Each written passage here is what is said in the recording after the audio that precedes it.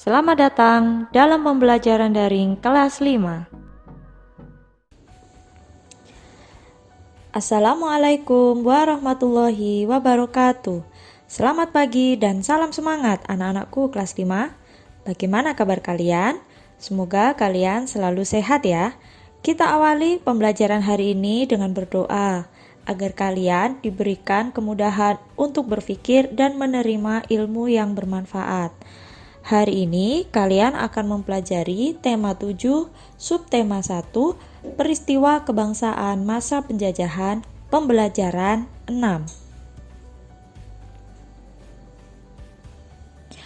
Masa pergerakan dan kebangkitan nasional tidak semata-mata dilakukan oleh kaum pria.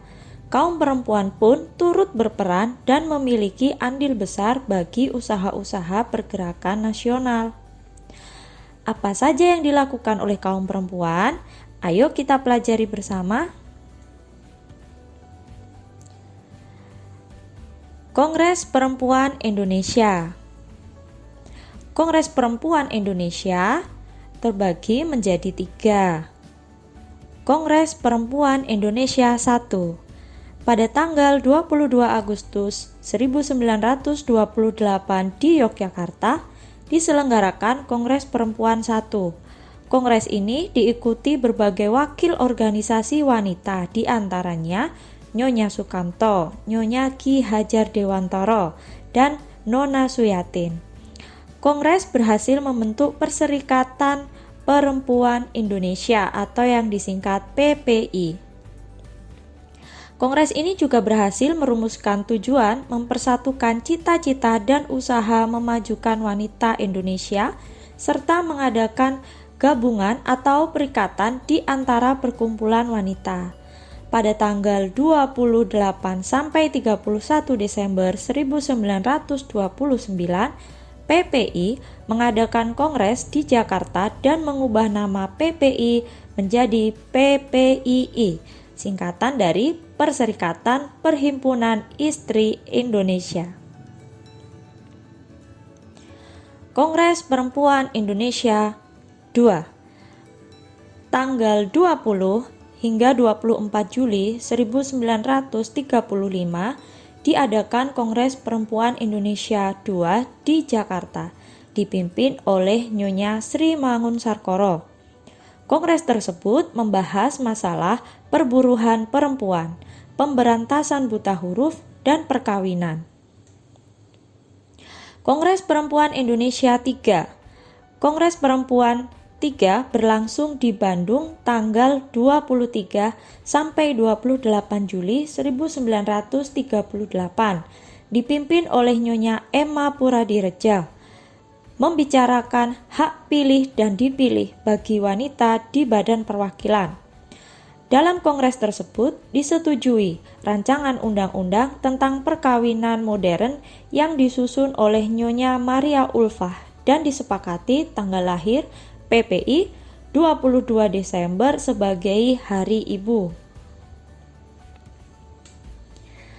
Nah, dari bacaan tadi, ayo temukan kosakata baku dan tidak baku pada bacaan.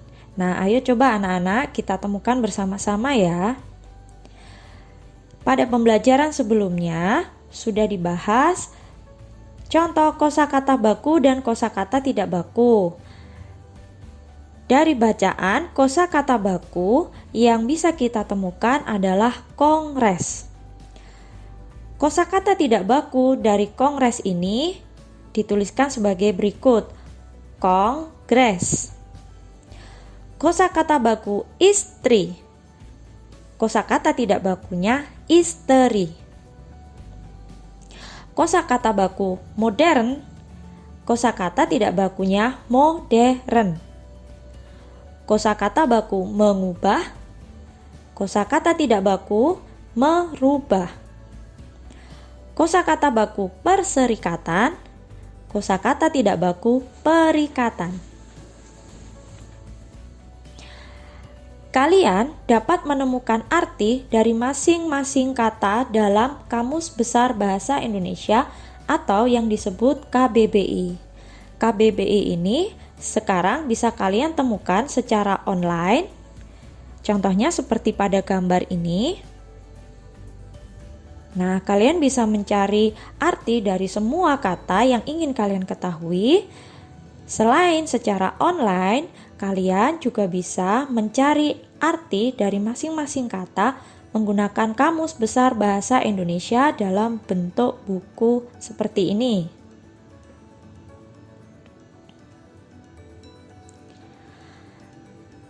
Nah, sedangkan arti dari masing-masing kata baku yang tadi sudah disebutkan adalah istri, artinya wanita atau perempuan yang telah menikah atau yang bersuami. Modern, artinya terbaru. Mutakhir, sikap dan cara berpikir serta cara bertindak sesuai dengan tuntutan zaman. Mengubah, artinya menjadikan lain dari semula. Perserikatan, artinya perkumpulan, ikatan, perhimpunan. Sekarang, tuliskan informasi penting dalam bacaan ke dalam kolom-kolom berikut dengan menggunakan prinsip apa, di mana, kapan, siapa, mengapa, dan bagaimana. Kita coba bersama-sama yuk. Kita coba dengan menggunakan diagram ini. Ayo kita isi. Kapan Kongres Perempuan Indonesia dilaksanakan? Kongres Perempuan Indonesia berlangsung 3 kali, pada tanggal 22 Agustus 1928, tanggal 20 hingga 24 Juli 1935, dan tanggal 23 sampai 28 Juli 1938. Di manakah Kongres Perempuan Indonesia dilaksanakan? Di mana saja anak-anak? Benar sekali, Kongres 1 dilaksanakan di Yogyakarta, Kongres 2 dilaksanakan di Jakarta, sedangkan Kongres 3 dilaksanakan di Bandung. Siapakah peserta Kongres Perempuan Indonesia? Diikuti berbagai wakil organisasi wanita, di antaranya Nyonya Sukamto, Nyonya Ki Hajar Dewantoro, dan Nona Suyatin.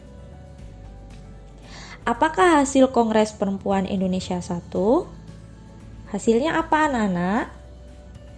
Membentuk Perserikatan Perempuan Indonesia atau yang disingkat PPI, merumuskan tujuan mempersatukan cita-cita dan usaha memajukan wanita Indonesia serta mengadakan gabungan atau perserikatan di antara perkumpulan wanita.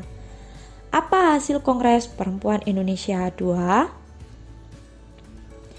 Ya, hasilnya membahas masalah perburuhan perempuan, pemberantasan buta huruf, dan perkawinan.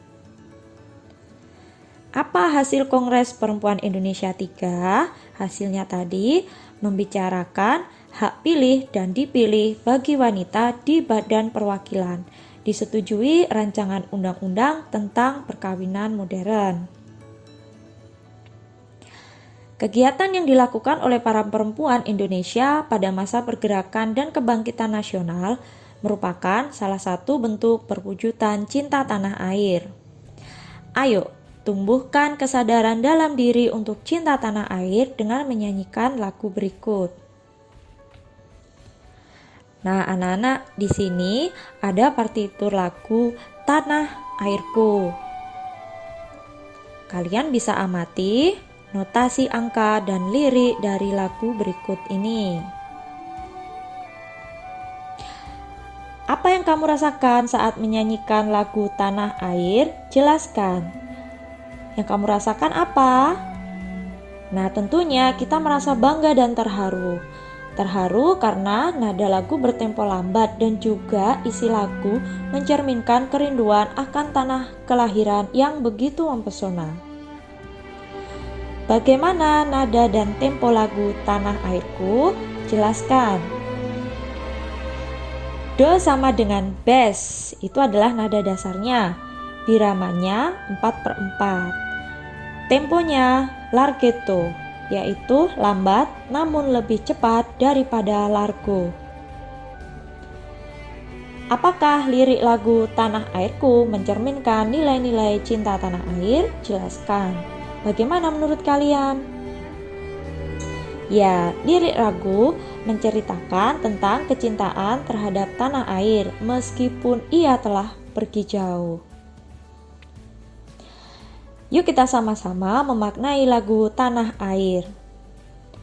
Nilai yang terkandung pada lagu Tanah Airku adalah nilai cinta tanah air. Bagaimana cara mencintai tanah air?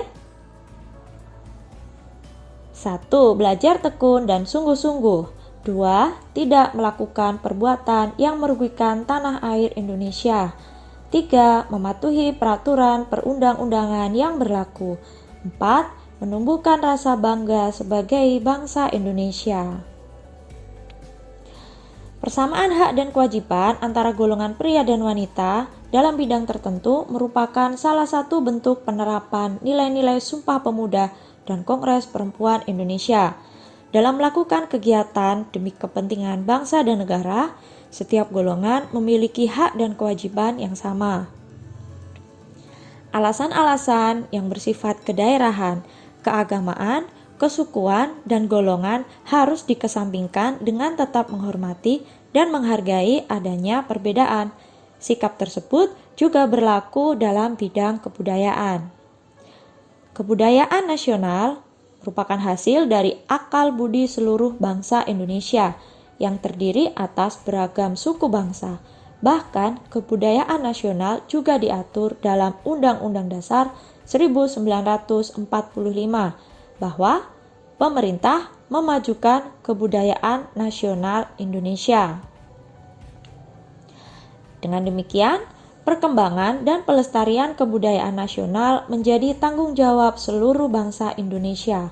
Mengembangkan dan melestarikan kebudayaan daerah merupakan salah satu cara karena kebudayaan daerah merupakan akar dari kebudayaan nasional. Bagaimana upaya-upaya pengembangan dan pelestarian kebudayaan nasional yang lain? Upayanya adalah sebagai berikut. 1. Secara terus-menerus diadakan kegiatan pengenalan dan penyebaran budaya nasional kepada masyarakat. 2. Kegiatan penggalian situs-situs bersejarah dan pemeliharaan temuan-temuan sejarah harus senantiasa digalakkan. 3. Pengembangan budaya daerah dan nasional melalui pendidikan dan pengajaran, misalnya menjadikan bahasa dan kesenian daerah sebagai mata pelajaran muatan lokal wajib di sekolah. 4. Senantiasa dikembangkan sikap menghormati kebudayaan sendiri dan kebudayaan daerah lain. 5. Mengenal dan mempelajari kebudayaan sendiri yang merupakan warisan leluhur. Nah, anak-anak, sekian pembelajaran hari ini. Terima kasih atas perhatiannya. Sampai jumpa pada pembelajaran berikutnya. Assalamualaikum warahmatullahi wabarakatuh.